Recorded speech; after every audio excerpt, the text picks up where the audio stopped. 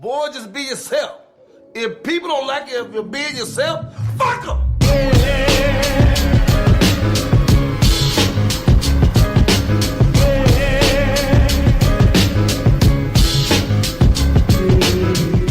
Big Los, Hollywood Kev, and welcome to another episode of The Noize. If you haven't yet, as we told you for the last 93 episodes, go ahead and follow us. 93?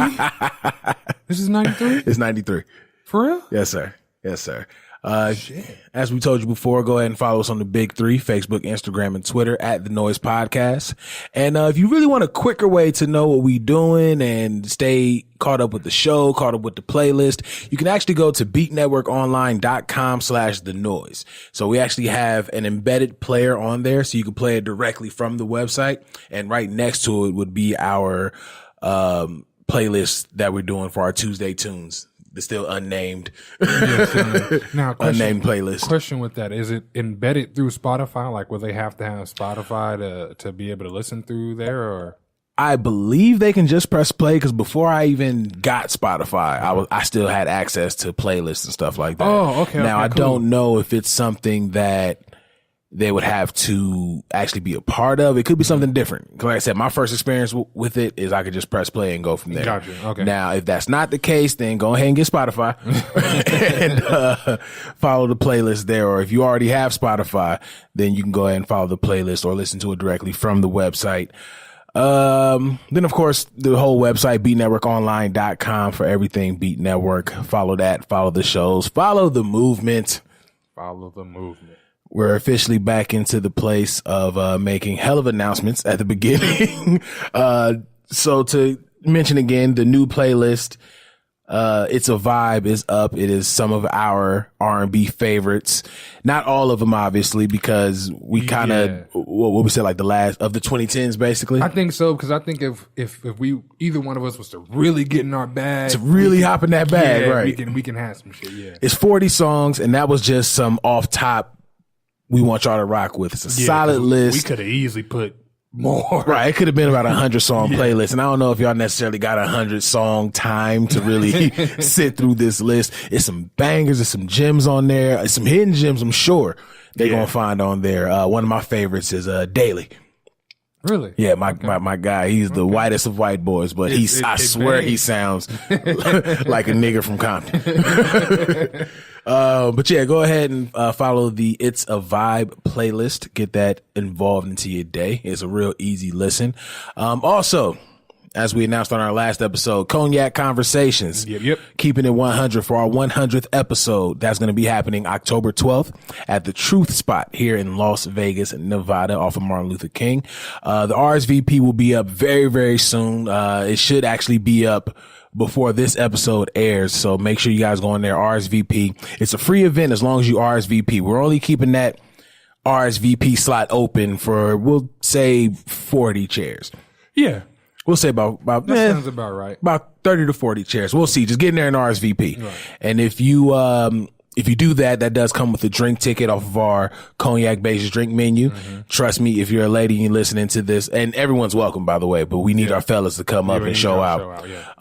But for the ladies, just know if you're not a cognac drinker, we do have some mixes on there that you're going to completely forget that it is cognac. Mm-hmm.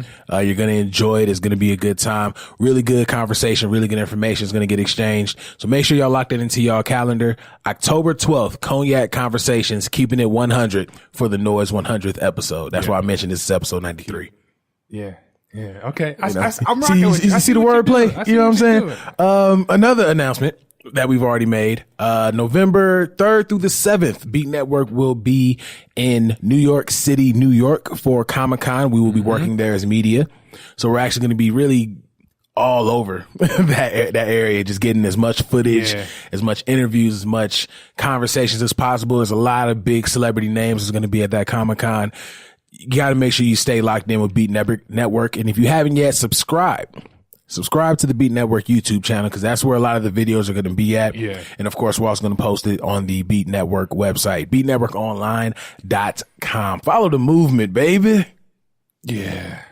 We got some shit coming. We got another thing to announce that we just can't announce just yet. Yeah, just yet. You know what's actually going to piss me off is that we're going to have the actual go ahead by the time this episode comes out. You think? Nah, I don't think so. No, because we closed the deal on it tomorrow. We're recording this on Friday, by the way, y'all. We closed the deal on the next announcement tomorrow. I forget today's Friday. My bad. Exactly. I forget today's Friday. Because I'm used to getting here on a Saturday. So right. Okay, I get it. So we got like a whole day. You got a whole day to pass by. But just know, if everything goes swimmingly, which I believe it should, because me and this gentleman actually had a really quick but to the point conversation. He understands where I'm coming from. I understand where he's coming from and how we can help each other. So just know, if this thing comes through to our East Coast listeners, our number 2 market, New York, by next episode, we're going to be back on the East. Bruh, we need to have like Beat Network frequent flyer mileage through something. You know what I'm saying? Like, American Airlines need to go ahead and cut us a check. That's one we ain't used in a while. Cut the check. Cut the check. And help out with these frequent flyer miles, because we're going to get good use of them apparently going forward, because we're bagging a lot of dope shit or right now. Or if we're like, we can be like G Unit and we can have like Beat Network East. We can Beat Network South. Hey, listen, here's why I'm afraid of that, right? Because they started Death Row East and Pac died. That was it for Pac. I'm not trying to Pac this just yet. But no, that actually would be dope to have like a Beat Network East Coast chapter. Network East, Beat Network, South, all that. That'd be cool. It'd be cool to see. I don't know if it'd be cool, but it'd be cool to see. It'd be cool to see. It's just expanding. Yeah. Getting the name out there, raising awareness on what we're doing. Mm-hmm. I think that's why I'm so excited. And I mean, I'm gonna be honest with you. I'm excited and overwhelmed by how 2018 is going to end, but it's a good overwhelm. Right. Because it's a lot of shit coming within the last few months, not just with us traveling and getting stuff taken care of with these events, also with the content on the website. Like, it's a lot of big things coming. Make sure y'all stay locked in to Reel It Back. They got something super dope going on in December. It's a lot of great things going on, and I'm in a good place, but I'd be lying to you if I said, oh, I'm cool. You know, let's do it. Like, it's very overwhelming, but it's a good stress to have. No, I understand. I understand completely. It's funny you say that, because that overwhelming but good stress is kind of where I want to be right now. You know what I mean? Like, I was just sitting here thinking, like, we hit the East Coast, free time, I might try to hit up a workshop if they got one available. I'm pretty sure some, but you know what though? At Comic-Con, they have a few workshops. Well, I mean like acting workshops. Cause at Comic-Con, they have a few. Okay, well then, yeah, a lot of the, that, like, cause I use Backstage, and a lot of that is they want you to be in New York. There's a ton of New York stuff happening out there. So yeah, I'm excited too, man. This could be life changing. It's going to be a life changing end of the year. Yeah. And man, I can't wait for our reflections episode, but it's crazy. We picked up like 6 extra people since our last reflection episode. I don't know how we're going to get all these niggas on this podcast. Somebody will have to call in, but we only got 5 mics. All right. It's only 5. No, we got 6. We got 6. No, yeah. We got 6. You know, we can work 7 if you count. We can figure out a way. Some people may have to share mics. We can figure out a way. Pause. These swivel. And then they swivel kind of. They swivel kind of. Sort of, kind of. Or they at least move. You can move them to where the other person. Everyone get picked up, and then of course through proper editing, you can make sure everyone is heard correctly. Damn, that was almost 10 minutes of conversation. I'm sorry, of announcements. Kev, how are you, sir? I'm good. Like I just mentioned, I'm ready for that happy, that good, overwhelming. You know what I mean? I'm ready to have things to knock out and do on my docket. So I'm good. Let me tell you an interesting story, because you don't have kids. What? Let me tell you an interesting story. Now, my other 2 kids, they're older, so I didn't, and I was younger when I had them, so I didn't necessarily do a lot of the things I'm doing with this one. But being older, having a different mindset, and listening to a 1-year-old, they give no fucks. None. Like no. I don't think you'll understand that until you get to have a 1-year-old. Oh yeah, I'll understand from the father's side of it. Like when I say they don't care, they don't care. They don't care how you're feeling, when you gotta, none of that. You gotta go to the bathroom? Shit, I gotta go to the bathroom. We gotta go to the bathroom. All that. The other day, I kid you not, the other day, I tried to take a shower. It ended up to we taking a shower. Now, the problem with that is, I'm still a man. I have a daughter. Like, You try to shield yourself in the shower, and this nosy 1-year-old is like, what you doing over there? What you got going? You know what I mean? Like, it's been times where we've been in the bathroom, and let's say like she's on her little potty, and I'm on the bathroom, and she'll be looking like, what you doing? Like, there's just little stuff. This is so uncomfortable. Right. I'm sitting there like, bro, you're only in here because if I don't, you're gonna wake up the house. Like, that's the only reason you're in here. The other day, this is when I knew like she may be a little bit ahead of her time, was I was sitting there on the pot, we're in my bedroom, and she has like a little stuffed bear, but it's something you sit on. Mm-hmm. And his name is Barry. Barry the bear. Barry the bear. That's exactly what it is. And it's kind of funny if you watch The Flash, because her name is Iris. So Barry and Iris, it was just funny how it turned out. You get it? Yeah, it was funny how it turned out. But she's sitting on her potty, and I'm on my phone. I was filling out applications for auditions, but I'm next to her because I know she's sitting right there. Right. And the phone slips out of my hand, and it falls on Barry. Barry, are you okay? That was, well, mind you, she hasn't moved from her pot, so it's UK Barry. Like, it's, I've never seen her look at me like, bro, what the fuck is you doing? We ain't had problems until right now, until you just hit Barry. So that goes to say, like, when you have a 1-year-old, it's cool because it opens your eyes. Like, her way of thinking is so simple. Mm-hmm. I'm gonna give you an example. One day she was eating chips. When you eat chips, you take a chip out of the bag, you eat the chip, go in for another, right? Mm-hmm. That's standard eating chips. So I give her 2 chips, right? Mm-hmm. She bites one, and I give her the other chip, and she bites the other chip. Now, in my head, I'm like, that doesn't make sense. But actually, it does. It makes perfect sense. The reason being is because she's limiting movement. If she had her own bag of chips, she's limiting movement. She got 2 chips out. She bit one, and she bit the other. What's the difference from you grabbing one and eating one at a time? She just got them in her hands. So me sitting down, like, you just made eating chips simpler, like to her thinking, like, right. It's simple thinking. So with her thinking in mind, I'm like, everything I try to do, I try to make it simple, like simple as possible. I feel like people, adults per se, we complicate things too much. So, right. You'll get there once you have a 1-year-old. You'll get there. I'm pretty sure. And it's gonna be funny. It's gonna be the funniest thing in the world. Well, first of all, it's unfucking fair because by the time I actually have kids, all y'all kids gonna be like college and shit. No, like, by the time you have kids, somebody needs to double up on children when it's finally my time. No, but by the time you have these kids, joints. My mom maybe be in kindergarten or something like that. That sounds reasonable. That sounds reasonable. By the time you have kids. Now, here's one thing I do regret to inform you, and I hate to burst your bubble. You have a smart 1-year-old that cares about a bear more than she cares about you. Sir, you have a Stewie. No, as soon as you said the phone hit, the bear's like, UK Bear, look at you like, nigga. That instantly remind me of Rupert. That was just that instance. And in cases, it can be that instance because Barry isn't the only friend she has. She got Barry. She got Scruffy.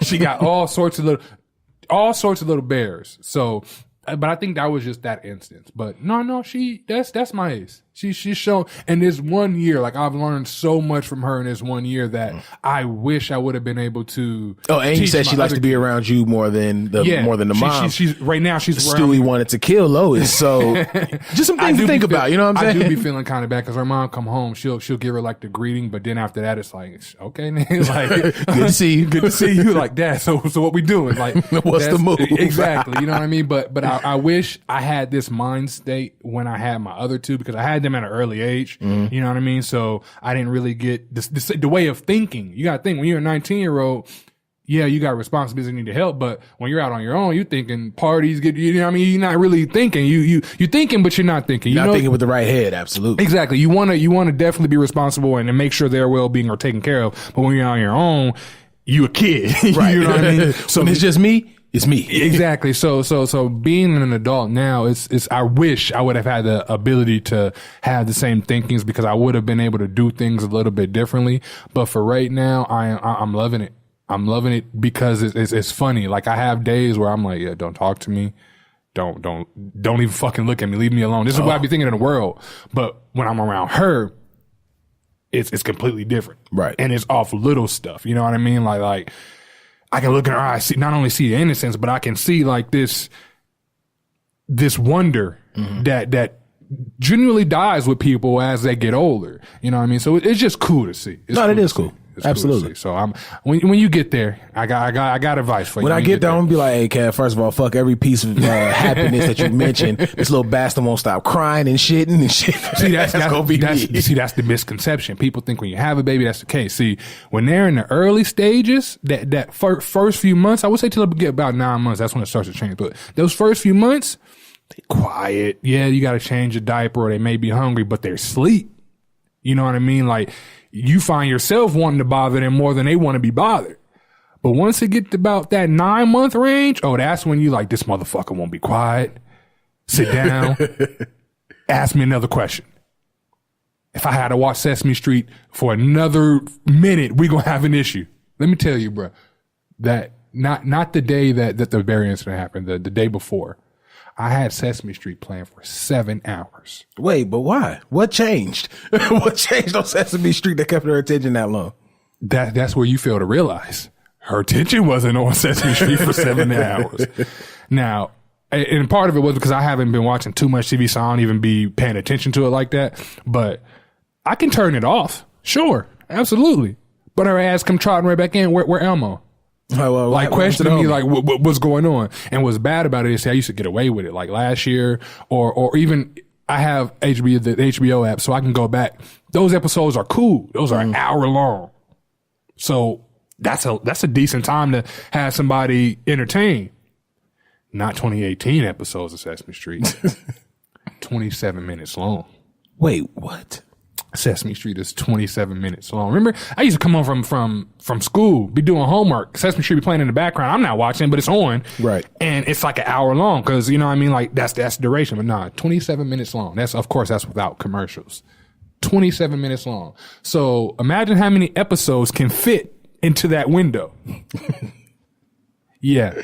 How many letters and numbers do they have to discover? The good thing I will say about this is, and this is why I say she's very smart for her age. She can count to 30. She knows all of her ABC. Yeah, she knows all of her ABCs just about. I think the latter of her ABCs is her favorite because I guess they get weird. Mm.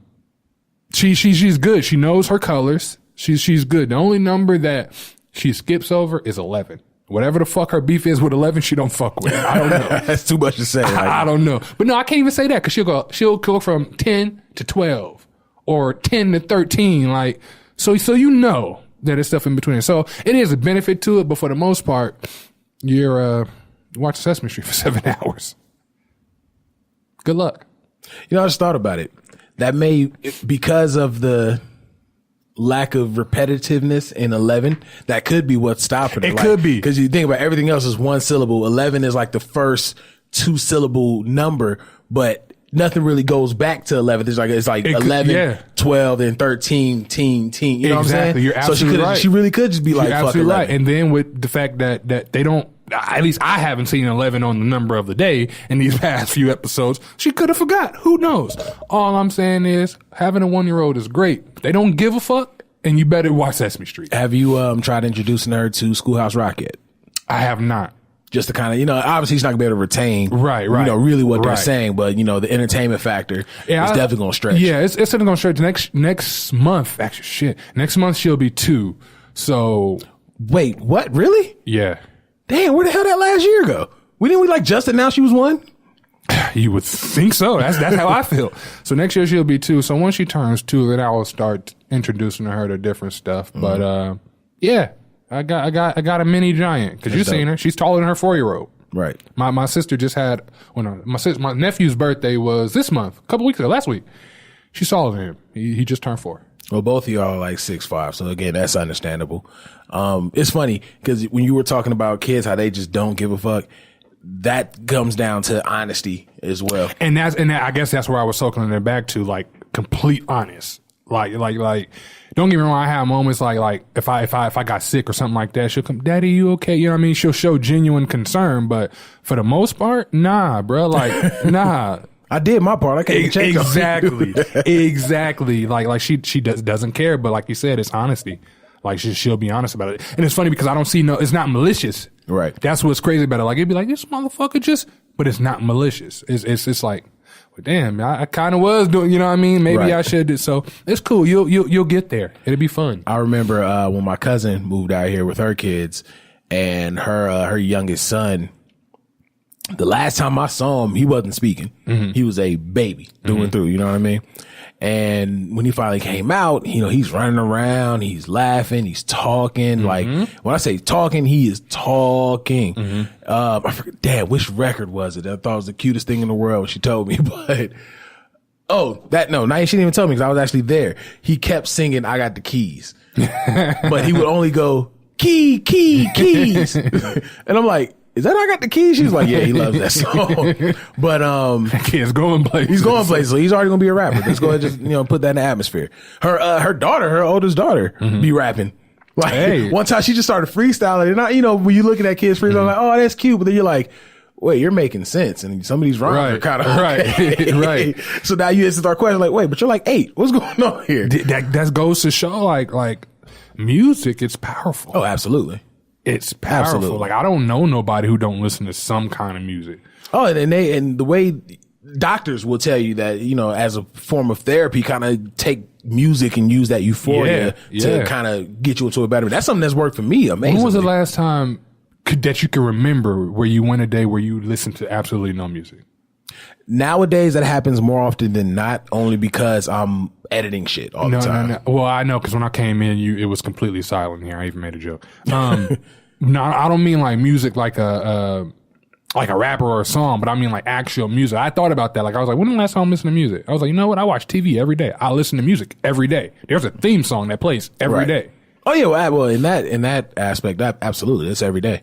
And it's that's funny what I'm because saying. I don't know nobody that does not fuck with music. I think that's one of the reasons why I fuck with Insecure so heavy. I haven't been able to catch this season, but the music on there. And I saw an interview with Issa Rae. She was saying, even if they say the show sucks, they'll definitely say the music was hitting.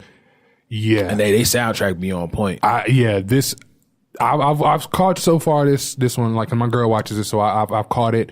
It's a good show. It gives you a good introspective on women, on black women. Right. It gives you a great introspective. As far as their music goes, I've definitely heard stuff. I'm like, I don't know what this is. But this I gotta find it. I gotta figure it out. Yeah, their sound. Like, if they do, I don't know if they have the soundtrack, but if they do, like, I'm a fucks with that. Circling back to the kids being an asshole thing. So with my cousin, the youngest boy, he's attached to his granddaddy at the hip. Everywhere go pop, pop, pop, pop. You know what I mean? And this was my first time seeing him since he moved out. He was more familiar with Jay because he just saw my brother. And I don't know how they've, kept in contact as much, but he's a little more familiar with Jay. Right. So he hasn't seen me since he was a baby. Or like a baby. Right. He wouldn't remember the last time. Exactly. He wouldn't remember. So, they introduced, he was like, "This your cousin." He was like, "Cousin," kind of, I've heard this word before. Right. So me and my uncle, we just chopping it up. And he is making all of the noise and being the biggest brat in the world. So eventually my uncle tells me, you got to relax, be quiet for a second, Zay. He walks out and now he's annoying his mom. So they finally find out it's because somebody was taking his pop's attention away. So when my aunt grabbed him, he didn't grab him, you know what I mean? He picked him up. And I look at him, I was all like, "You want me to leave?"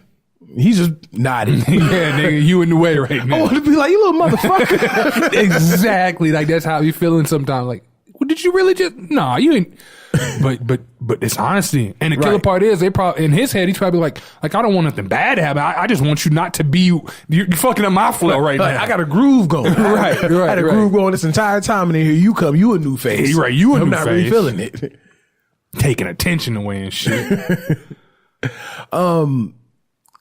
But now also circling back around to the music side of things, as far as like hip hop and stuff like that, of course, I try to squeeze that in as much as possible. One thing I've noticed that has helped me get to sleep is I will listen to the scores of different movies and stuff like that. Really? Now, it sounds weird, but I circle back to the doctor prescribed euphoria that you get from listening to music. A lot of times you relate music to a time. Yeah. We speak on it highly when it comes down to Section 80. I can't even listen to that Section 80 if it's hot outside. Exactly. You're like, nah, it's too hot. I can't do it. Because when I heard this, it was 83. It was getting, but it was dropping. It was colder too. So yeah. So one thing I've done to go to sleep, and people would, they normally use like rainforest sounds or a pond or stuff like that.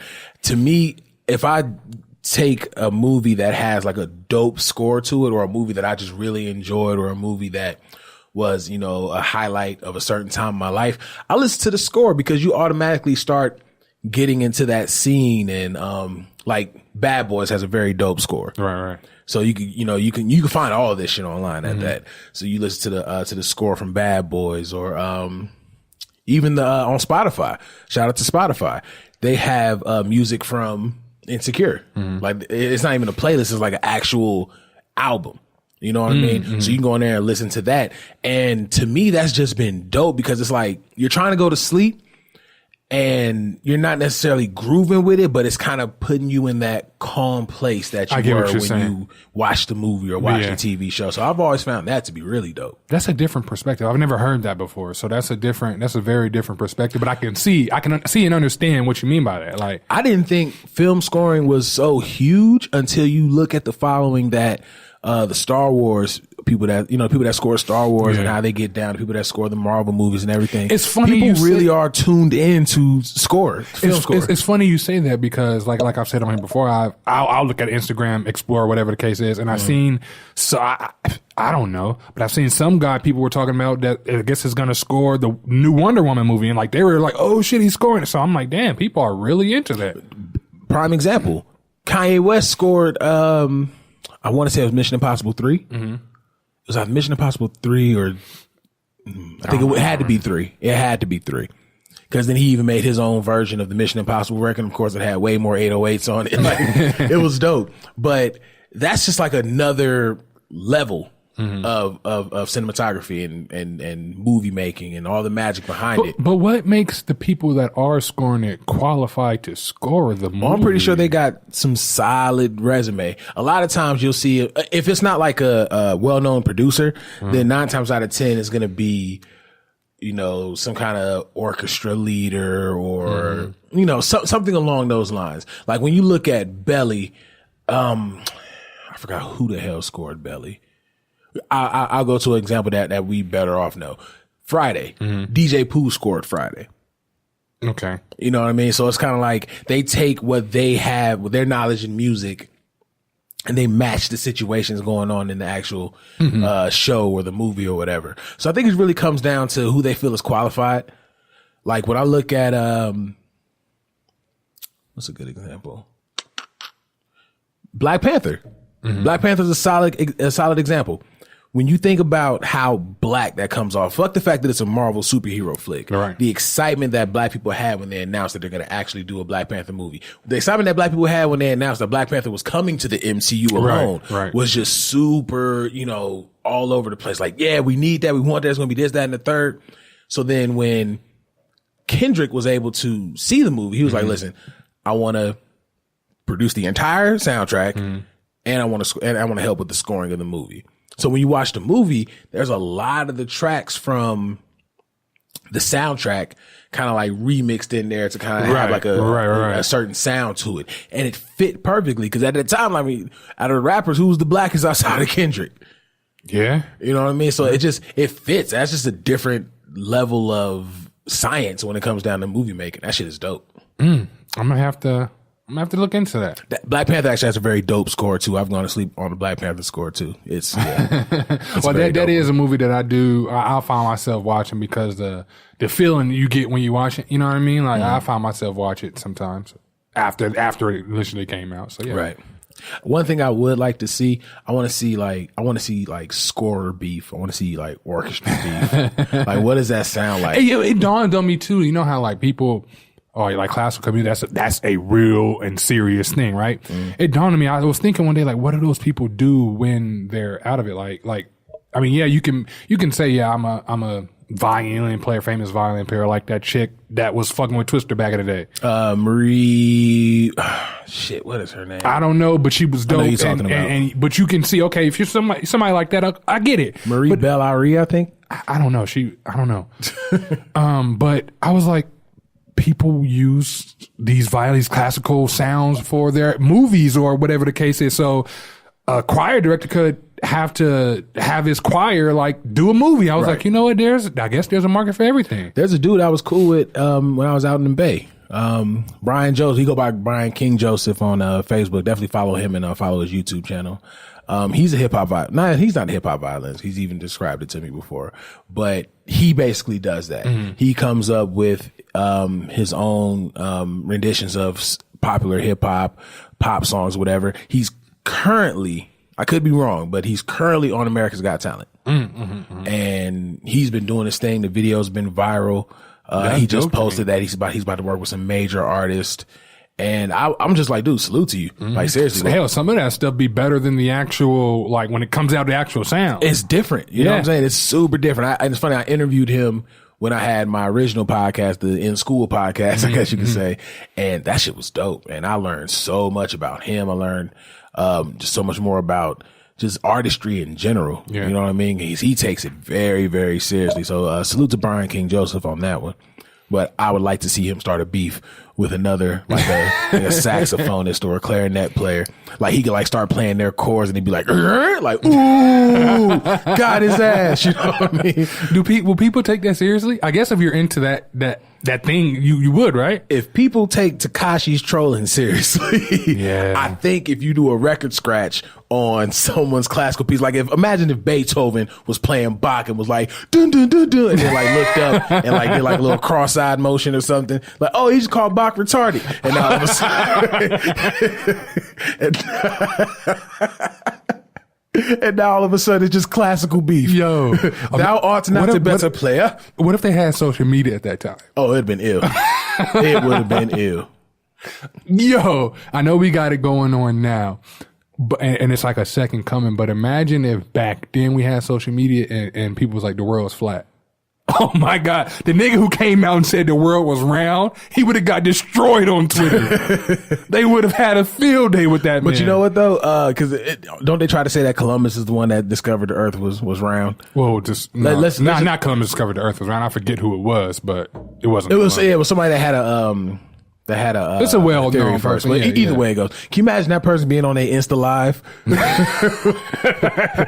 So I went straight the whole time and I'm back at the crib. So what y'all gotta say about what you was gonna say about that? This flat earth shit. No, but speaking of Columbus, any kind of social media couldn't have lasted with Columbus being around. As soon as he got to America and saw the Indians, he just on Instagram Live.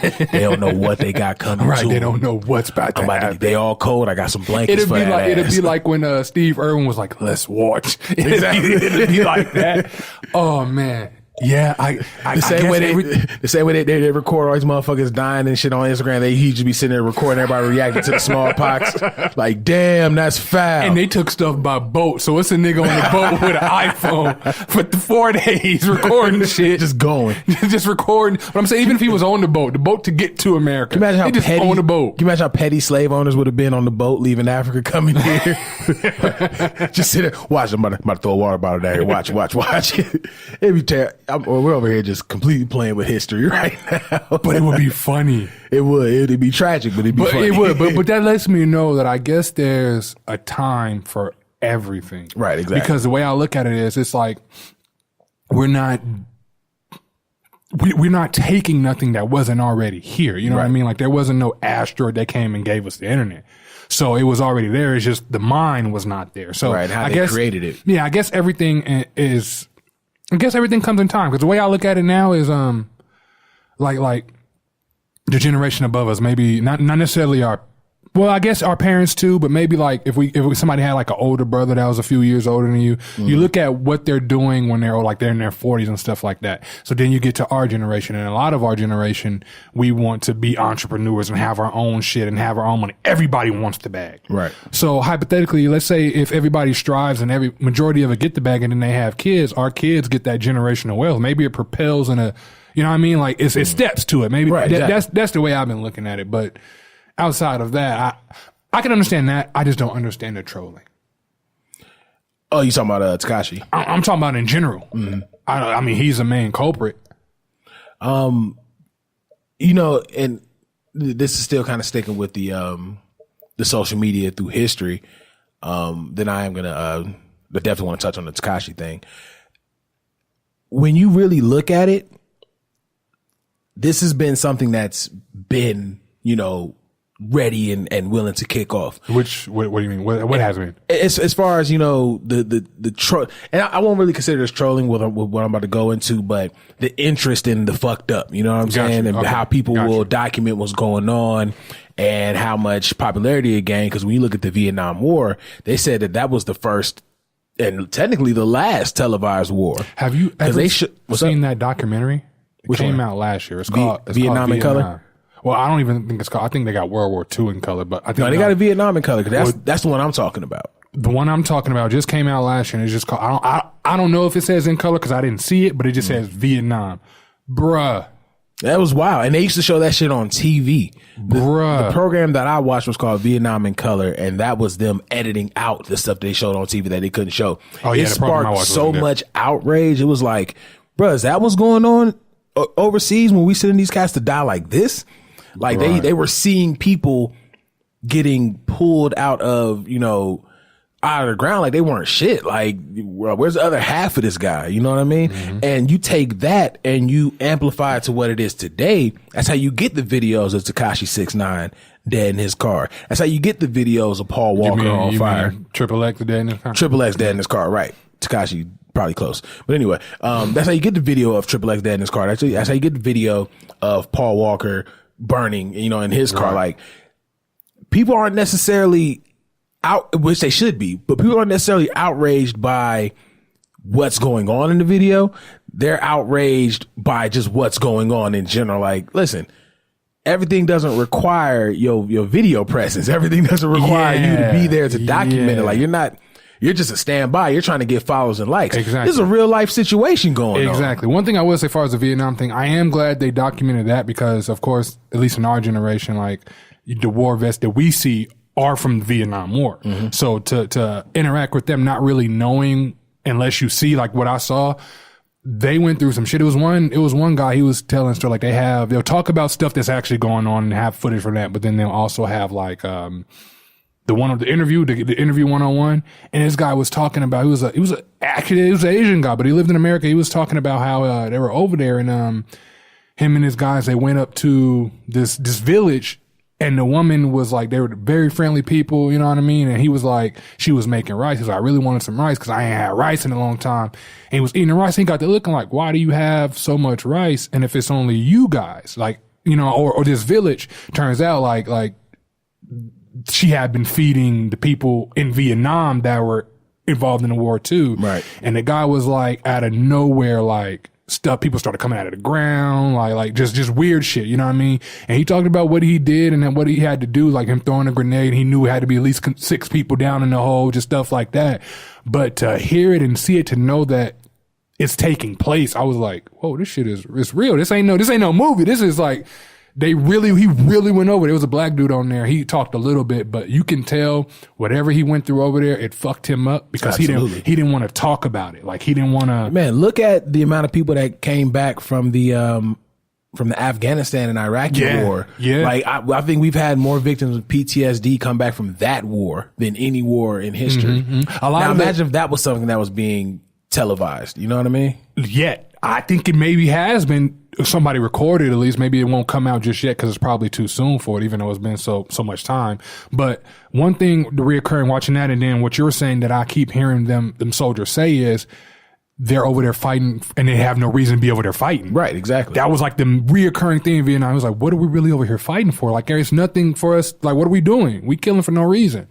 And it's the same thing with the Iraq war. Like what the fuck y'all over there for? I had a frat brother that did 2 tours over there. I'm not going to reveal his name, obviously, but to the people that know me and, come from that time, y'all know exactly what I'm talking about. He used to say that the explosions and shit, you just become so desensitized to it. Yeah. Like to the point something blow up, like, all right, let's see what happened over there. You know what I mean? Like, that's not one regular. of your people could have just died. You know what I mean? That's not. But just imagine having that mindset and not having a logical reason why you're killing these people. Exactly. Like exactly. something just blew up. We may have lost somebody. Let's see what happens. Let's say we were soldiers, or let's say we in here right now with a whole bunch of guns, and somebody outside blows something up. We might run out there and be like, "What the fuck is going on?" You're gonna instantly be like, completely off. Right, but our mindset is like something, regardless if I'm involved or not, something's going on in my area that could infect me. So that gives me a reason to go over there. These people are over there and they didn't have. They walked into a building and signed up to go over there for no reason. Bro, scratch that. Just the other day, there was a random fire out here and everyone took that picture and shared it. That's just off of seeing a cloud of smoke. We don't know what's going on, but it could have been an intentional fire. Exactly. It could have been anything but a cloud of smoke that wasn't there before, but it's there today. Right. Had people like, what the fuck is that? Right. You know, and they probably all was like, since they don't know what it is, it could potentially harm them or what they had. Right. So imagine going over there and you're like, I'm here, but I'm here. And when I was over there, I was straight. Like I was good. Right. I came into some shit. Yeah. Right. It's wild. It's wild. So that's a very weird way to circle back to what we're going to get on dealing with Tekashi. So here, I've said it on the show before. You've said it on the show before. So we've definitely said it on the show before. After a while, you got to realize that people don't look at trolling as just trolling. After a while, people are going to look at the things that you're using to get attention as you ultimately pulling a card. Before we even get there, let me ask you a question. Who has Tekashi went out with this trolling thing that was from his generation? His generation that may have a better understanding. Think about everybody that he's Luda's before my generation. That's a different time. I would say the closest person to his generation may have been Trippie Redd is definitely in his that's in his generation. But I don't take Trippie Redd seriously. But he said he don't have beef with dudes, so it's been back and forth. I don't follow it enough. Mm-hmm. You know, I really just go off of the excerpts that I see on, you know, Complex and everything like that. The people that actually follow them, or every now and then when I catch Academics YouTube channel. Mm-hmm. But the beef with Trippie Redd, I didn't take. If it's not happening anymore, I didn't take seriously because you got beat up in Starbucks. So that's no longer by Lil Uzi Vert at that. So I no longer, you know, I can't take you seriously as a serious threat. Yeah. You don't remember that video? I never seen it. Yeah, but I don't pay attention to none of them kids. It was a funny video just because of how it all set up. I'm like, and I think I said on this show too, I was like, if anything describes this hip hop generation is Lil Uzi Vert and Trippie Redd fighting at Starbucks. That's crazy. But outside of that, and really I could be wrong, I could be mixing them up, so I'm sure y'all gonna let me know in the comments, it was actually this person. But anyway, I don't take that one seriously. Now, with like what you just said, coming at Ludacris, coming at YG, even Chief Keef's a little closer to the generation, but he's still older. Yeah, I would still think that's still older. Like you're playing with cats outside of Ludacris, because Ludacris is definitely in that protected mogul field right now. Mm-hmm. But you know, we were just having a conversation before we came into the booth. YG interrupted his concert that he was making himself and his label a bag to bang on another nigga. And then they stormed the stage and that concert had to be canceled. Chief Keef has his own personal prison cell at this point. Right. You know what I'm saying? Like half of his camp is locked up. I think he even made some kind of comment about Bobby Shmurda. I thought I saw something a while ago. It's funny you say that because I literally thought in my head just now, if Bobby Shmurda was out, he did this shit, he'd be going right back in. Right back in. But it's interesting because it's almost like he really is pulling their cards because he know that they're not going to retaliate because of their success and because of their celebrity. Mm-hmm. However, you're going at cats that don't necessarily care too much about their celebrity. Right. That would work, and it would make sense if you had somebody that cared about their celebrity. Or let's say, I guess it may work in a case of Ludacris. Me and you being fans, we're like, no, that's Luda. You can't do that. Right. But to him, he probably understands that. No, that is Luda. Luda ain't gonna do shit because he's Luda. So in that sense, okay, fine. But when you're dealing with people like YG and Chief Keef that don't care about their celebrity, you shouldn't play with people like that because people don't take it as you just trying to build your name up. Like you're personally attacking me for fame. Like if this wasn't for fame, you personally attacking me. Like what's your deal? And even when you strip away the personal attack and just leave it in the matter of respecting, you know, one man, every time he approaches these dudes, he tell them to suck his dick. Yeah. You know, and you know, when just call it what it is. When you're a heterosexual male, and anybody, no matter what his level of celebrity or whoever the fuck you are, if they tell you to suck my dick, that's instantly an issue. That's like you're blatantly trying to for disrespect me. It's two things that's instantly an issue. It's saying suck my dick, or if it's calling me a pussy. Matter of fact, the last knockout I had, dude called me a pussy and learned the hard way. But you're absolutely right. You don't call, like you said, heterosexual man. You don't say that. You know what I mean? It's funny because I listened to the Brilliant Idiots yesterday. And Charlemagne said that he doesn't really see the diss in saying that. You know what I mean? He says he doesn't like to saying it, but he's like, I wouldn't take that as a diss. He was like, who don't like getting their dick sucked or whatever the case is, which is true. Okay, cool. But nigga, don't tell me to do it. Right, because I know how you mean it. Right, exactly. You don't mean it in a play, but you mean it in you're trying to disrespect. Like yeah. I look at that the way that women look at bitch. Mm-hmm. They'll call each other bitch 30 times a day. You say something that rhymes with bitch as a man and you're instantly in submissions. You know what I mean? So it's really the context of how you're saying it. And when I look at Tekashi and all of the trolling, I think it's two things. I think people aren't taking him serious enough only because they know it's going to be just trolling. They know he's not going to pull up on anybody. They know that he's not going to be around if they were to pull up on him. Right. He's going to do a lot of things strategically. And on the second part, that get tiring though. It's got to get tiring. But if it works, you know what I'm saying? Exactly what they say. Like if it ain't broke, don't fix it. So if it works, then he's going to continue running with it. But on the flip side, I think he's only running with it because he knows these people ain't going to do that. Mm-hmm. He knows it ain't going to be nothing but just conversation. It's just going to go back and forth. And that's the problem. That's the problem because, and I keep it real with you. Let's say hypothetically doing whatever. Let's say if you didn't come back and start you stayed in San Fran, but you blew up. We boys. If we're out somewhere and somebody coming to suck you dick, you ain't even gonna get a chance to take off on him. It's gonna instantly be an issue. You know what I mean? So I'm saying that to say like Luda or Chief or whoever may not do shit, but that's not stopping their boy from doing it. Right. That's not stopping somebody that's close. That's not stopping somebody that's been kind of living off their person and need that particular bag to stay forth and they don't want nothing to happen in that bag. That's not stopping somebody that desperate.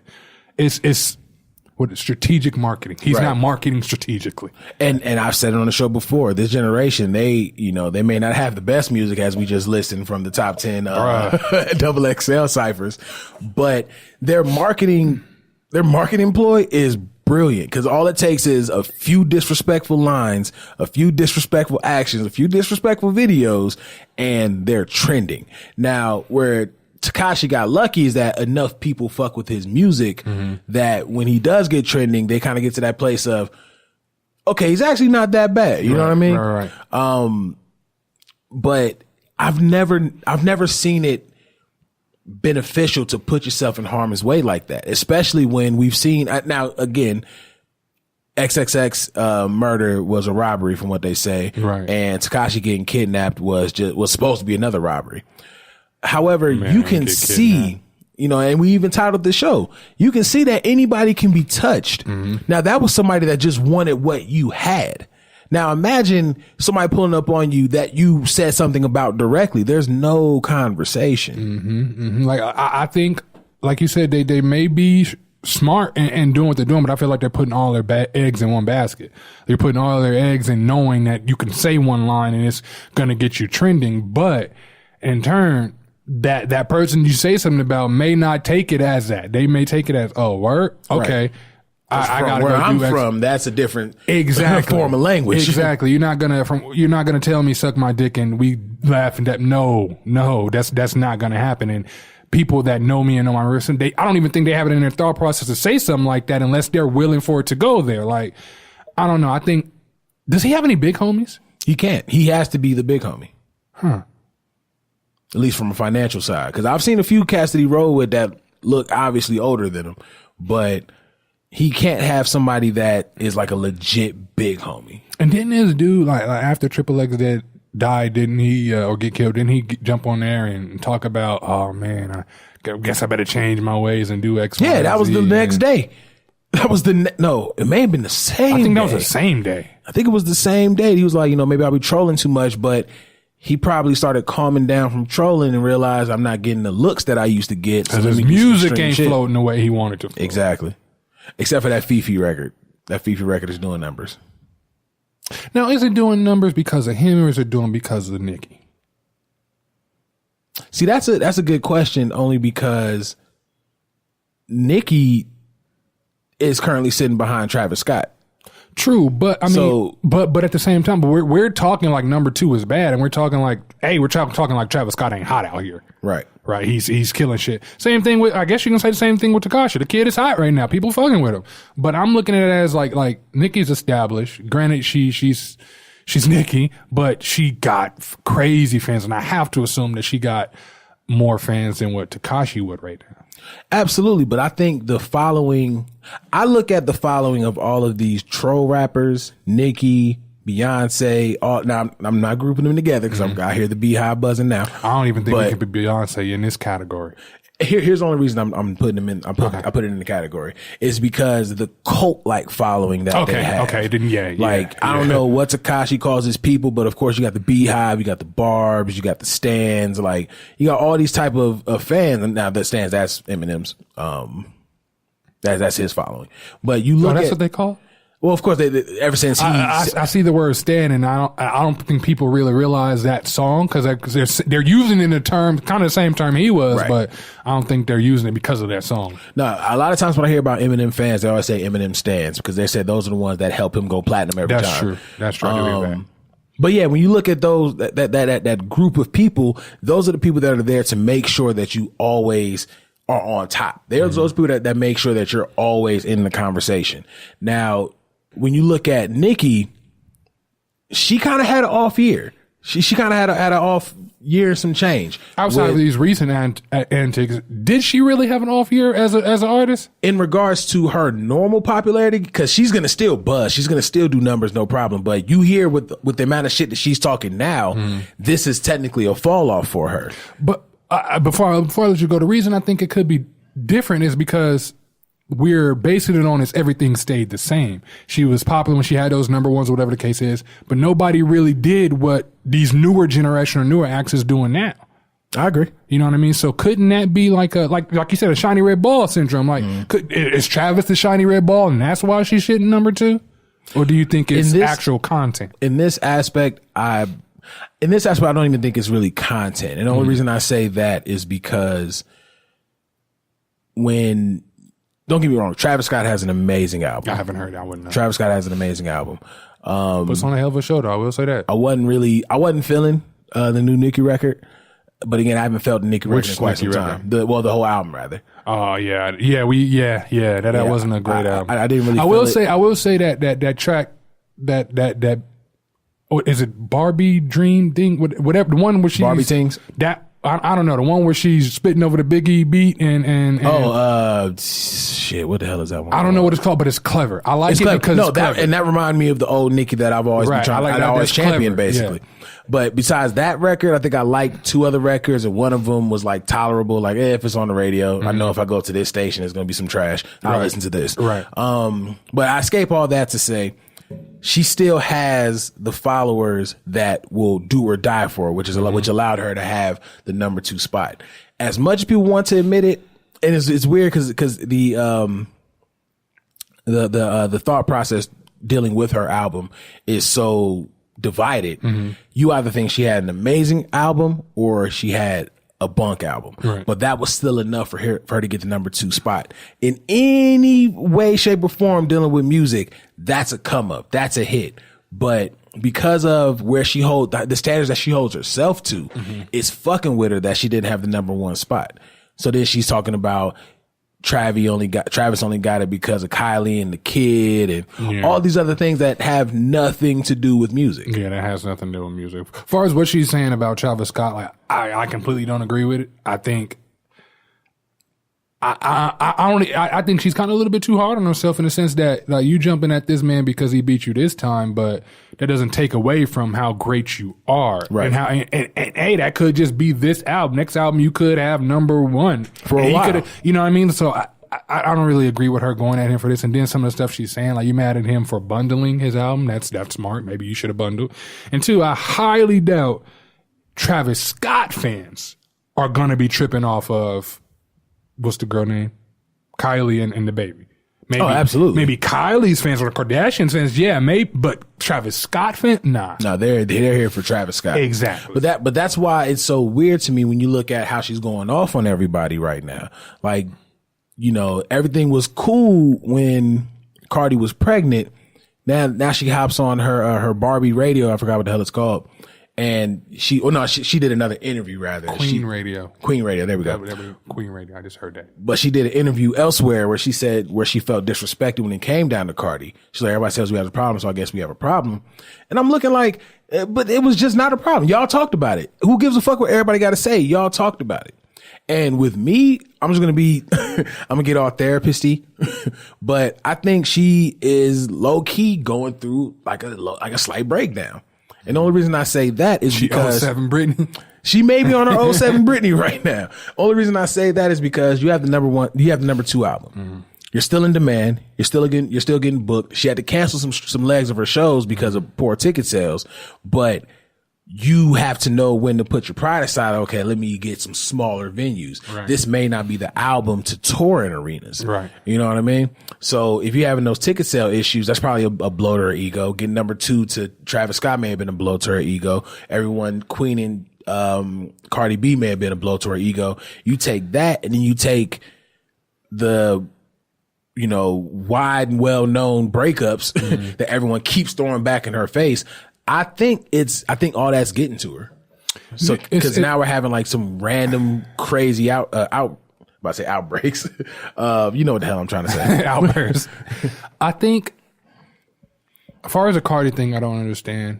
I guess I can understand her waiting till after she was pregnant just in case something happened. I guess I can understand that. Mm-hmm. But I think she should have went the route that she did I remember it was a video. Nicki and Beyonce was in that video. I think it was a Beyonce track, but it was Nicki and Beyonce and they was in the video looking all good and stuff like that. I think she should have went that route. Even if it was just for one song, I think she should have went that route. And in turn, it probably could have helped with these album sales if she wanted to. But you're absolutely right. This album may not be the one that you need to tour on. This may not be it. And there's nothing wrong with that. And real talk with that cult-like following, because another prime example was M. I just watched a performance that M did in London, sold out, and the set was sick, bro. Like he opened up with the verse he did for Medicine Man. Oh, okay. On Compton, he opens up with that verse. I love that verse. And throughout that, you get a few songs from Recovery. What the hell is it called?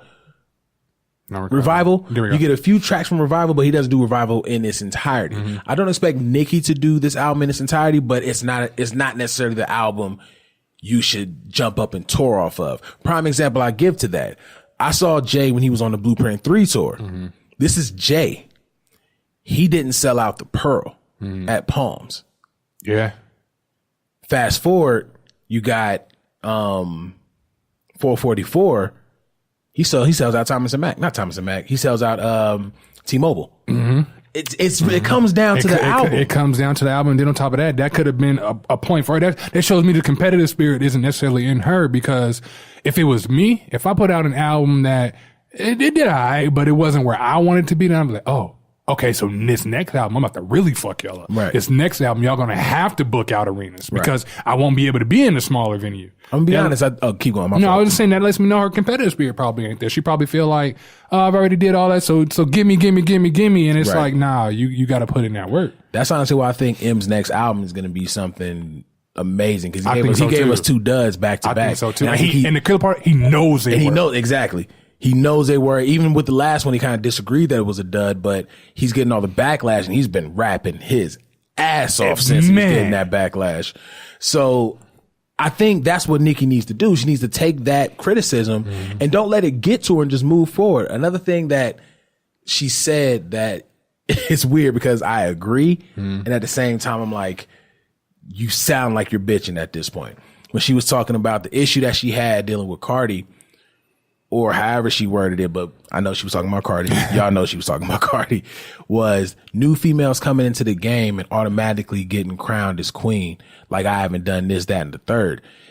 Unfortunately, that's how the game has always been for female MCs. Mm-hmm. As soon as a new female comes in, because it's so limited, as soon as a new female comes in, all of a sudden she's queen. The only difference with this generation and the generations coming up is now there is a surplus of female MCs. And not only that, they're all visible. And they're all visible. Exactly. Back then, it was like you waited for the magazine or word of mouth or, Right. you know what I mean? Now So it's you really like, find out who that female artist now was. it's in your pocket. You know Exactly. what I mean? Then So- you can pull her up in 10 seconds. Exactly. So where I agree with her is we do have to stop handing out that queen crown so much. Mm-hmm. And we said on the show when we talked about, you know, establishing a female MC amongst regular MCs. Right. Well, not regular MCs, male MCs.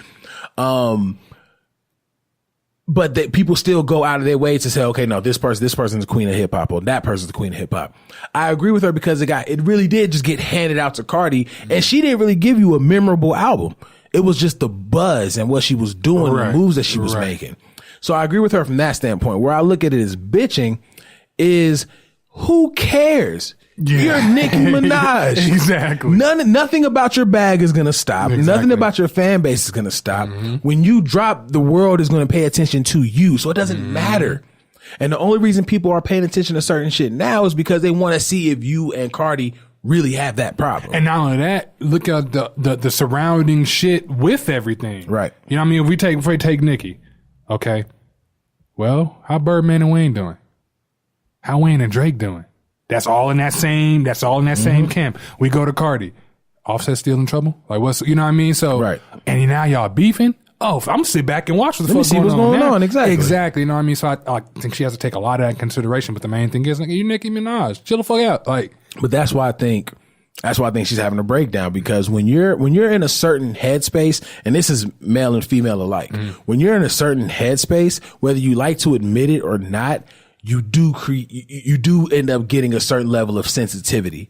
You know what I mean? So there's certain things that someone could say to you that wouldn't have set you off before, but now it's like, are you serious, bro? What you mean I ate last night? You asked me if I ate last night? Like, I ain't got no money to feed myself. right. Like, What do you mean by that? You know what I'm saying? I'm always hungry. It becomes something different. Like, nah, bro, I'm just hungry now. Right. And I need suggestions. Right. Like, I'm that's trying all to I make was sure you asking. wanted to eat. Yeah. I want to see if you want a Subway too, but apparently, all good. But everyone gets to that point. I think that's just where she's at. The only issue is she's at that place on a high level of visibility. Yeah, I think if stuff would have stayed at least the same or trajectory when she first came, you know what I mean? Like, you have social media, but it wasn't like it is now.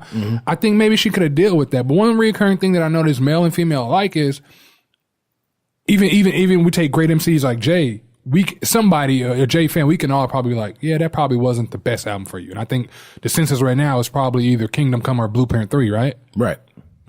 But every artist does that. You can't name an artist who probably doesn't have one project where the shit probably really didn't pan out. It maybe was great for them or what they wanted to do, but as a consumer, you probably like, nah, I want some other shit. Dude, Nas is a legend.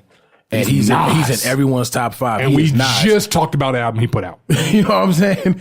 He has 2 classic albums under his belt. 2 classic albums and then a really good album. Yeah. Other than that, all of Nas' shit has been done.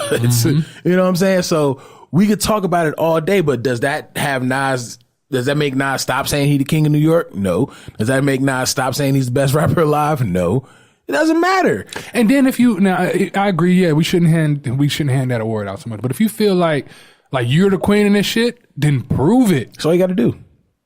Prove it. Make it, and not just prove it, make it undeniably. Make it to be like, nah, that's it right there. Cardi, I fucks with you nice, but Nicki killing shit. If that's the case, make it that. Just prove it. Even though I thought, the Chloroseptic remix with M was him kind of being in his bitching bag. No, correction. It was M being in his bitching bag. At least he did it creatively. God damn it. Because he ate that entire verse. Like, yo, he bitching, but he's talking that shit right now. He might be king. You're right. Like I remember there's this dude that does these album reactions, Big Quint. And when he listened to the Chloroseptic remix, he was going in, and then he heard the back and forth line, and he was like, oh, he's talking to me. He's talking to us. You know what I'm saying? And that's real talk. Like, outside of the fact that he really was bitching, he still came at you directly like, bruh, I'm still that guy. I can't say that nigga because he's not, but I'm still that guy. I think you got to have that same mentality with Tyson. I don't give a fuck what nobody say. You're not paying me to get punched by Tyson. Exactly. I don't care how. I don't care. Listen, I don't care how he is now, how washed up you may think. I don't care about none of that shit. Before he done got put on the canvas before. He ain't finna put me on this canvas. And you know what? That's a solid example because I was watching an interview that they had on the Big Three, and Steven Jackson was saying that MJ would get worked in the Big Three today. And I'm like, I understand he's older. Yeah. I get that. But I mean, I saw him dunk at 50. I seen it. I don't think MJ's not MJ anymore. Yeah. It's just like you got Kobe. He's getting up in age. He's only been retired a year and some change now.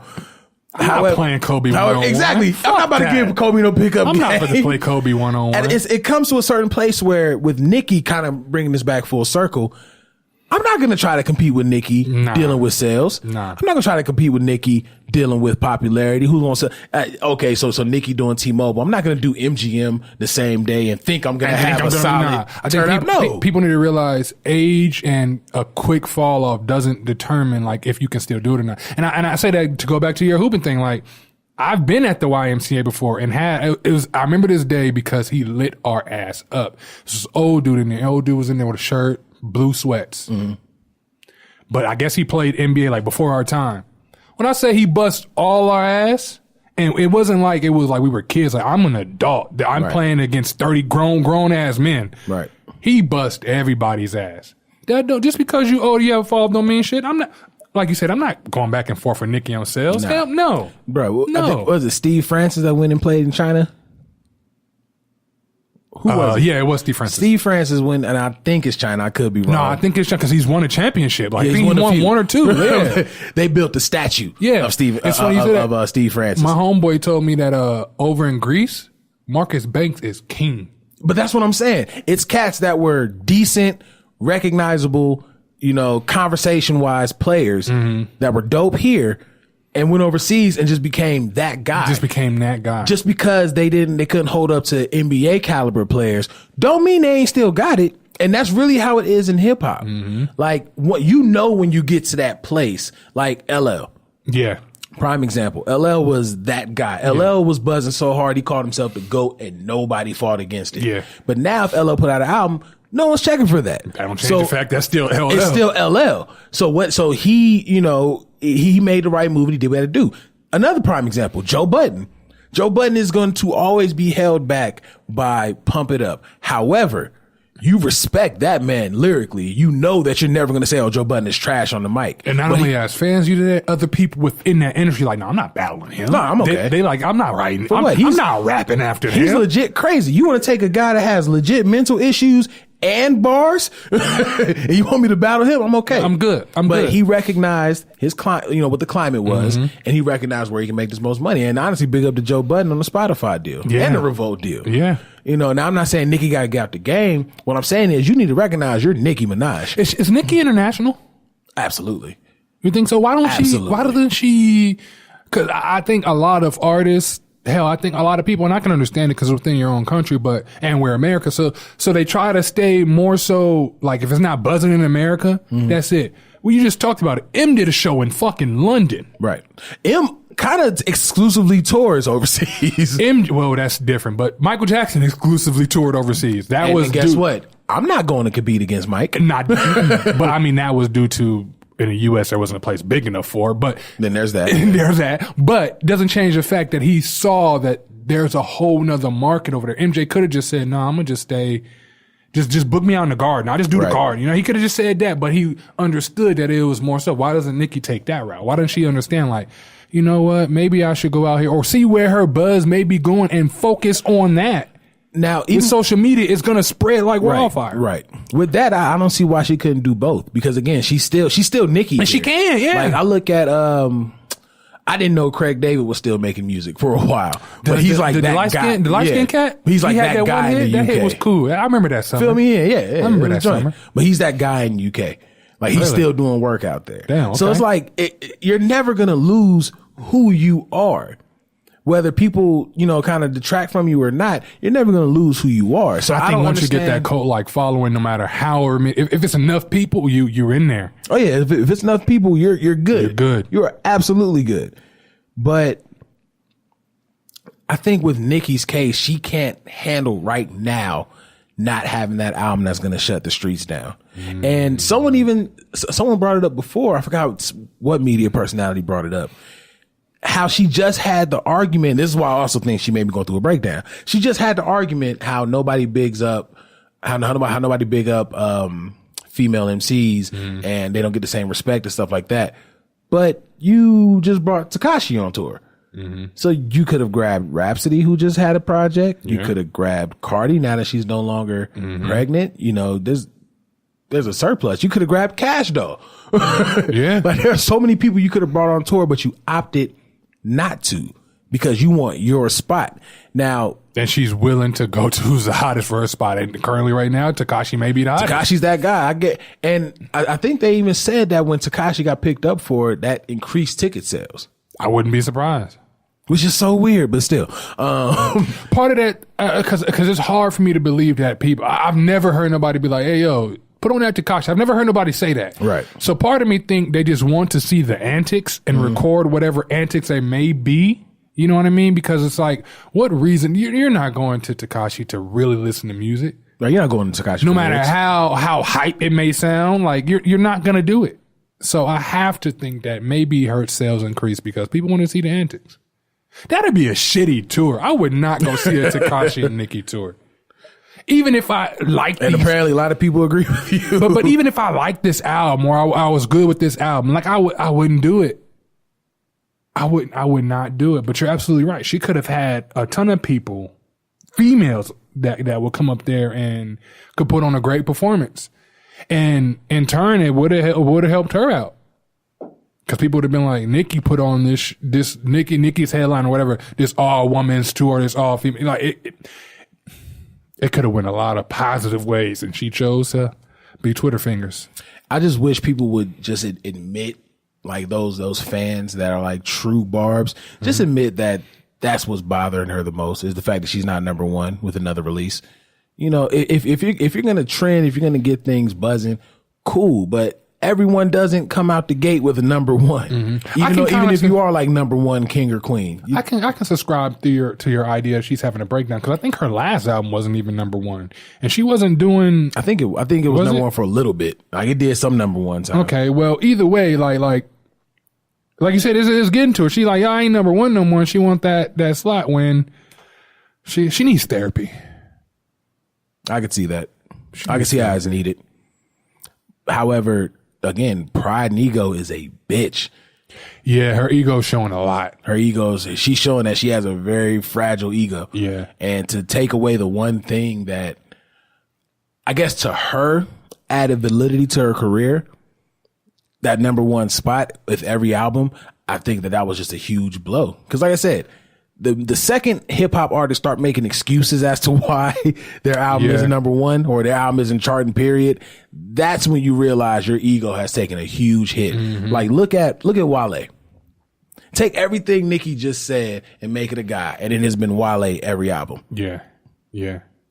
And which is weird to me because when I create art, like let's say if I'm painting something or something like that, it's for me, you know what I mean? Like it may be good or may not be good, but it's for me. And I would think that when they initially got into music, it was like that. Like they wanted to get their shit off for some dope beats or whatever the case was. It was for them. They'll put it out to sell it because that's how the business is, but it was for them. You know what I mean? So why would you take offense or get mad if somebody, not you, doesn't like what you made for you? Right. I truly don't understand it. But then I noticed that our thinking is different. Because there's probably a girl out there that understands and agrees with Nicki wholeheartedly. Absolutely. So I realize it's a male or female type of thinking ways, I guess. I've heard plenty of people talk about the album and either, again, enjoy it or think it's complete trash, dumpster juice. So it's weird because I think it's with that mixed signal that could also be playing into the fact that her ego took a hit. with this, because people aren't just automatically coming out the gate and just loving it unanimously. It's a shaky album in a lot of people's eyes. Right. I get what you're saying. It's been a shaky reception, rather. Right. Huh. But I guess it should just kill him next time then. That's all you got to do. Just kill him next time. Just kill him next time. That's all you got to do. And on top of that, I mean, granted, yes, you're not number one, but you make it seem like 2 is bad. You just beat out so many other niggas. Right, you're in the top 3. Right. And you're not number 3. Right. Now, I'm curious to see how long Travis Scott stays at number 1, though, because it's his album is dope. Mm-hmm. And 2, his fame has really just snuck into his career. Because with Birds in the Trap Scene McKnight, that was a fire album, and that album got him a lot of attention. Yeah. And that's why it's funny that so many people are saying that it's because of the Kardashian relationship. I'm like, it could be. It could be. It could be. I won't say it could be. I'll say that might play a part. It could absolutely play a part. However, you have to explain the rest of his rise before he had a Kardashian baby. Mm-hmm. You know what I mean? Because he's been on the up and up. When I say it, I don't mean like I mean, like, to me personally, like, I figure like he's been on the up, but I mean, like, if he wanted to jump from 9 to 10, maybe the dating the Kardashian helped him get to 10. Maybe it took him a little longer to get to 10 if he would have did it solo, is what I mean. When you really look at the game right now, it seems like what you are as a person, aside from an artist, is what's really getting you out there. Because you look at Offset. I don't think I can agree with that one, bro. Well, no, it's definitely, it's a lot of people still buzzing off of just straight bars. Don't get me wrong. But I'm saying with the cats that get the most conversation right now, it's really about their personal lives. Like you look at Tekashi, he's more so known for trolling than he is for music. True. You look at Offset. I personally think Offset's the best rapper in the Migos, but people only talk about Offset in regards to Cardi. You know what I'm saying? What took Cardi over the hill? The relationship with Offset. Right, you know what I mean? And it's people pay so much attention to what you got going on. The Carter album, I thought the album was okay, but it was the fact that we're finally getting, the king and the queen together. You know what I mean? Like, it's never really about the music. It's just been about who they are and what they're doing. I agree with that to a certain extent. Only reason I say no is because we do have those times or those people that take whatever they're doing as a person and bring it into the music and makes it more about them. Like on my timeline, I see a lot of Beyonce fans like they like, who the fuck is a Jay-Z? What the fuck you mean who the hell is a Jay-Z? Right, you better stop it. But they feel that way because of the whole cheating thing. Right. You know what I mean? The same way with, if we were to take it back to basketball, even though he may not have had as much popularity, he just played with LeBron, the whole Tristan Thompson thing. Bruh, like, if they can post a picture, like him or Courtney. They can post, what's her name, Courtney or Chloe? Chloe. They can post a picture of them just doing some regular, maybe they're out to dinner, and the comments of them bashing him, like people just bashing him. I'm like, you're taking this personal shit way too far. He didn't cheat on you. Are you so attached to this woman that doesn't even know you exist that you want to fight her battles for her? So that's where I'll be like, maybe it's a little bit of both. I can see it both ways. I can see people staying strictly with the music, and then I can see people going the other way. Like, for instance, Usher. To this day, we don't know if he got herpes or not. We're going to find out soon. But 7:00 on the dot is a fucking fire song. Oh, absolutely. So, you know what I mean? Whole catalog is still fire. Exactly. You know what I mean? It's fire. So, I don't know. I think people are fickle. Yeah. People need to just mind their damn business. Man. Yes. Long story short, just mind your business. Mind your business. If you don't like the music, then like the music. If you're going to hate the music, just hate the music. But don't let what this person's doing on their off days be what determines what a hot artist, what a number one artist is, or whatever the case may be. Not only that, don't let what a person does that's not entertaining you dictate how you live the rest of your life. Yeah, that's super big. You know what I mean? Like, it's right people there. out there that really will sit there and think about what another celebrity or another person is doing all day and completely ignore what the fuck they got going on. We say it all the time. Drake has been that guy to create the punchlines that low key determine a lot of things going forward. Is Drake the nicest person in the industry? No, not in the least bit. I mean, he's seeing cancer patients, and he's spending more time with them patients than he is with his kid. But he out there, he seems like a nice guy. Everybody, unless they're beefing with him, he's always got good praise. Like he's the nicest guy in the industry. I would say this: if Nelly was still buzzing, it would be Nelly. You think? No, let me. My term of nice, I mean like as a nice person. No, that's what I mean. Because Nelly's foundation has raised hella money. He's done a lot of things for broken families and stuff like that. I forgot what disease it was that his sister had, but his cancer research foundation has been on it. Like he does it quietly. He doesn't do it for recognition. Eminem's another guy who his foundation, he doesn't even want his name attached to it. You can't avoid that. Right. But his foundation has raised hella money. Drake's situation is, and this, don't get me wrong, I will never shit on somebody doing charitable work, any kind of work in philanthropy in general. I would never shit on somebody doing that.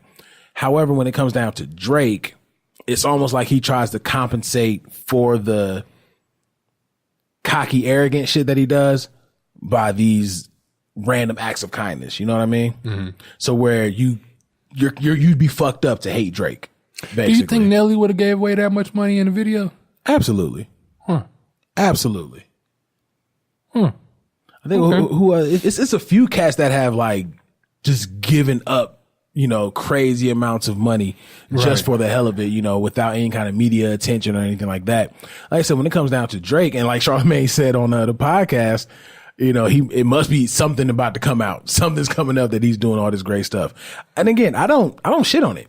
I think it's amazing that he does it. And I would never say, man, forget all that because he's just trying to make up for being this kind. I would never do that because at the end of the day, these people all got those blessings. Exactly. It wasn't like it was just something for TV. I just feel like who he is as a philanthropist and who he is as a person is two different things. So I think his heart is amazing when it comes down to helping others. But dealing with Drake, he's nowhere near that guy. So I can understand that. I say if that makes sense. Yeah, it makes sense. I can rock with that. I was just curious. You had said something as far as what Charlamagne said. I was listening to the podcast yesterday, and it was funny because I guess we're talking about it now. As far as philanthropy, the dude that they interviewed, he was like, he went into two different rooms or two different parties. Whatever case he said, it was with the millionaires, and they were talking about the cars and their houses and stuff like that. But then when he went with the billionaires, they were talking about how much money they've donated or gained or given away. I was like, that's a crazy way of thinking. Yeah. And that's the thing. The richer you are, the more, let me stop myself from that lie. A lot of people, when they amass that kind of wealth, they just give it away. Like, that's why I think people that grew up in poverty. Right. You know what I mean? Currently, the majority of our billionaires are white, but let's say you get somebody like us and we become a billionaire or one ever billionaire. I can see us doing that because we understand. We know where they're coming from, right? Where they're coming from. But somebody like and maybe you went through, I guess poverty, is poverty subjective?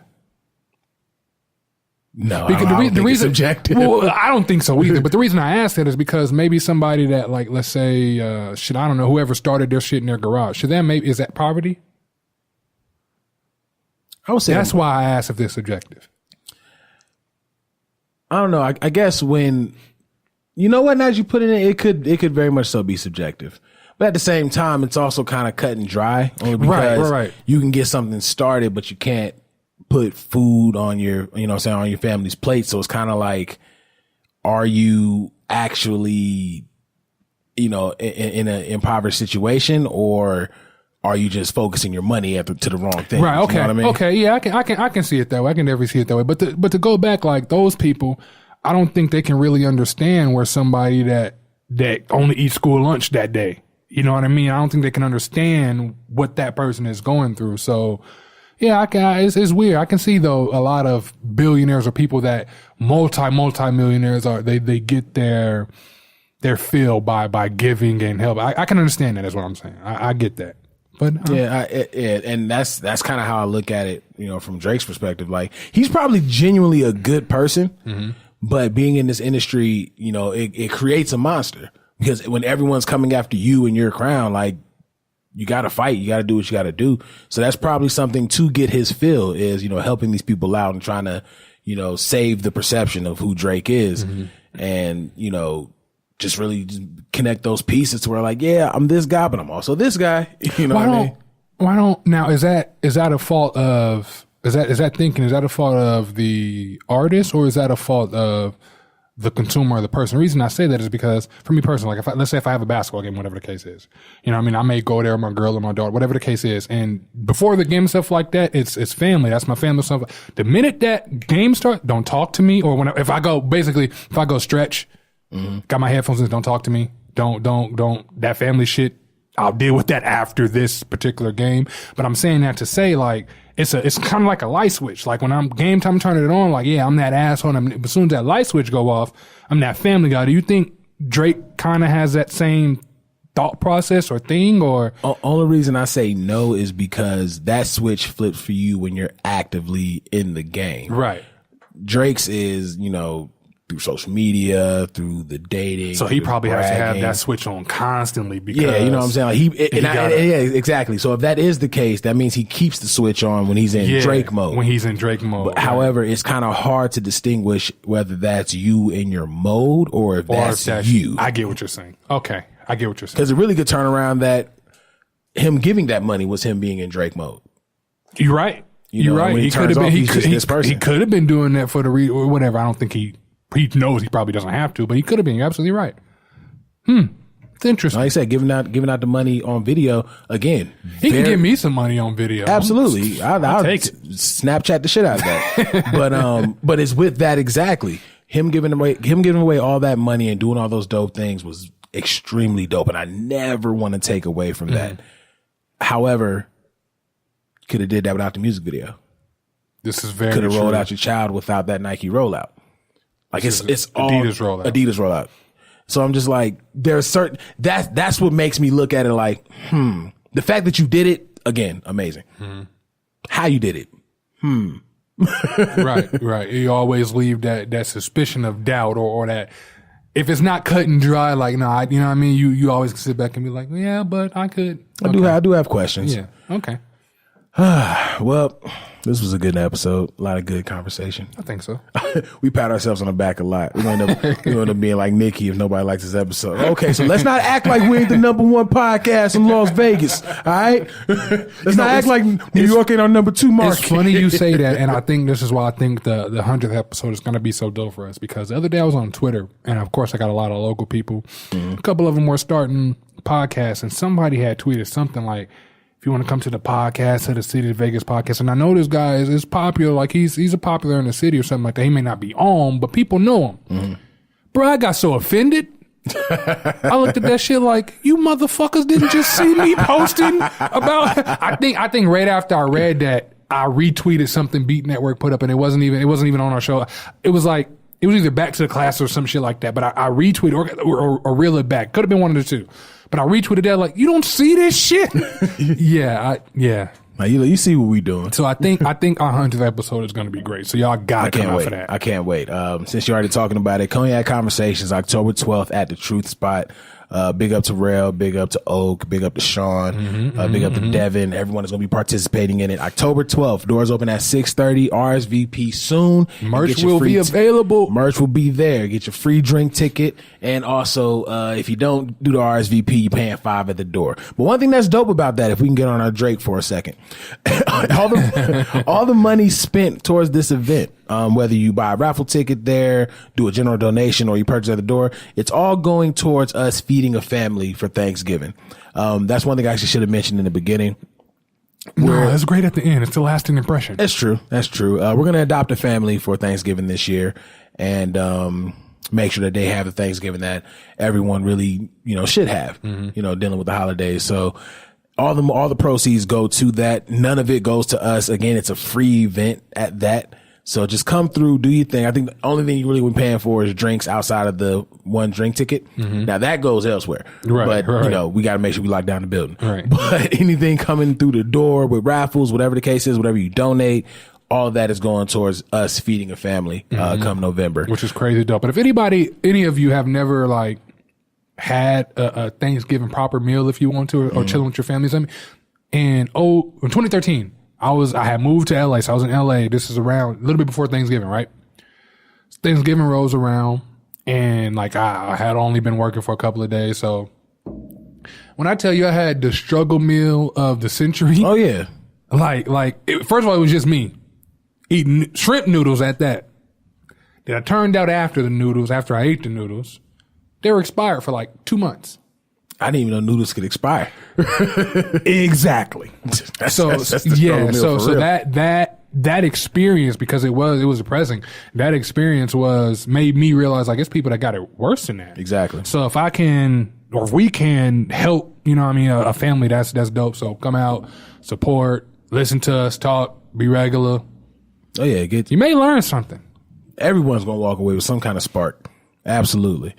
I get that one motherfucker that'll be like, yeah, she was dope, but them niggas stupid. I ain't, you know what I mean? Like, oh, of course. I'm pretty sure we got that one person. I'm pretty sure we got them on the shows now, shit. which is great because listen, you ain't popping until you got a hater. Oh, absolutely. You ain't popping until somebody is exclusively speaking against you. I'm not popping yet. Just to see you go down. That's the long short end of it. Because if how I'm operating is truly affecting you, that you got to speak out on what I'm doing something right. Yeah. That's for I'm anybody not who has doing issue shit with right haters. because I have no haters. I think people are just afraid of you, Kev. Which to me works because at one point I was the one that was feared for so long. So now that I guess moved over to you, I appreciate you taking. So I got multiple things wrong with that. First thing is, you don't have to be like, if people actually sit down and you don't have to be scared of me. That's number one. Number two, I like how you just kind of threw me under the bus. I didn't throw you under the bus. It was off you, so you was like, it's off me, so fuck it. You just left it at that.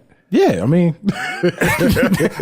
we should. What's you your should. point? What I'm saying is, just like I don't want haters for you, you shouldn't want haters for me. Nah, listen. I welcome haters. I welcome people to have a problem with me. I don't. I welcome it. I welcome it because all publicity is good publicity. See, I don't like unwarranted confrontation. Like, It ain't gonna be confrontation. I know that, but I'm saying even that, like, that to me doesn't make sense. Like, if somebody's coming up to me and they got, I'm all for that. But confrontation where I'm like, I didn't do nothing, or it's just out there. I'm scared of that. The day I stopped giving a fuck about that when it came down to beat was when that we just brought on like Water for Chuck. No, we just brought on Pillow Talk, and I got hit up by some extreme black feminists that when I brought them on, because before I had any women on, they told me that, that it was sexist of us to not have any kind of women representation. And I took that to heart. When I eventually did bring women on, they hit me up to retract that, it may not be sexist, but it's definitely self-absorbed and all this other shit because I brought on women who had like-minded opinions as I. And I really sat, and it used to fuck with me because I'm like, I didn't know these women from Adam when I brought them on the beat. Right. I don't know what their opinions were. I didn't know what they was. I just knew some of them were bi. Until you met them, you probably ain't know they existed. Exactly. And that's the long end of it. And I really just thought, and really it's a part of my evolution now to where no matter what, someone's going to have something crazy and fucked up to say about you, but that doesn't overpower the amount of people who have something positive to say about you. Doesn't overpower the amount of people who can speak nothing but good things about you. Right. And I'm comfortable having at least that. So if I have a hater, cool, because once you think you're exposing me as a certain person, and somebody taps into the show or taps in what we're doing with Beat, or really just taps into what I'm doing in life in general. And it's like, no, he's kind of a cool dude. Right. And all publicity you get hit is good up. publicity. You get hit up. People don't hit me. I think it's because all the shows make it way too well known that I'm the owner. So like I even get hit up for Back to the Classes, and I be having to send them like, hey, look at that. It could be that could be the thing, but I don't get hit up too much. I'm not complaining. I'm not complaining. So y'all can shift all this to Kev. How about it? Because unlike Los. See, Los is more professional. I'm pretty sure you handle that situation professionally, but you know what I mean? Absolutely. Like you got your shit off, but it was still professional. Right. They're not getting that with me. And that's why people are scared of you. They're not getting that with me. We've been wrapping up for like 10 minutes. Kev, let people know where they can find you. What were you saying? Let people know where they can find you. Underscore Hollywood Kev on Twitter, Hollywood Kev _ on Instagram. I did get a follow on Instagram, but I think she taps into the show, so thought that was dope. Oh, okay, well, welcome. At Big Los IG on IG, and also follow at The Noize Podcast on Facebook, Instagram, and Twitter, and find everything The Noize at beatnetworkonline.com/The Noize, or just on the Beat Network website in general. Good conversation, like we said. Yeah. And of course, as we go into the ending, as always, we appreciate you guys tuning in. As always, we appreciate your support. And as always, it's Big Los. Hollywood Kev. It's The Noize.